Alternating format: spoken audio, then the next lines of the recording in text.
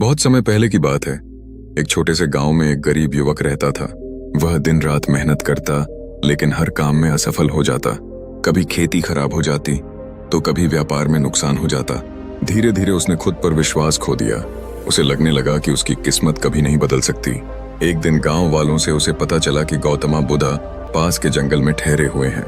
युवक तुरंत बुद्ध के पास पहुंचा। उसने दुखी होकर कहा, भगवान, मैं थक चुका हूं। मैं मेहनत करता हूं, फिर भी हर बार हार जाता हूं। शायद मैं किसी काम का नहीं हूं। बुद्ध शांत होकर उसकी बातें सुनते रहे। फिर उन्होंने पास रखा एक पुराना टूटा हुआ घड़ा उठाया और युवक को देते हुए कहा, इस घड़े में नदी से पानी भर कर लाओ। युवक घड़ा लेकर नदी की ओर चला गया। उसने घड़ा पानी से भर लिया, लेकिन जैसे ही वह वापस आने लगा, घड़े की दरारों से पानी टपकने लगा। जब तक वह आधा रास्ता तय करता, घड़ा लगभग खाली हो चुका था। उसने दोबारा कोशिश की, फिर तीसरी बार, लेकिन हर बार वही हुआ। अब युवक गुस्से और निराशा से भर गया। वह बुद्ध के पास वापस आया और बोला, भगवान, यह घड़ा बेकार है, इसमें पानी रुक ही नहीं सकता। बुद्ध मुस्कुराए और बोले, एक बार पीछे मुड़कर उस रास्ते को ध्यान से देखो। और युवक ने पीछे देखा और हैरान रह गया।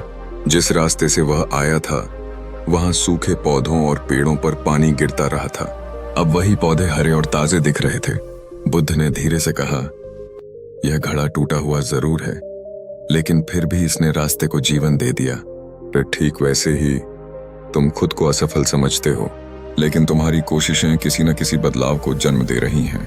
कभी खुद को कमजोर समझकर रुकना मत। जो इंसान लगातार प्रयास करता है, वही एक दिन सबसे मजबूत बनता है। युवक की आंखें भर आईं।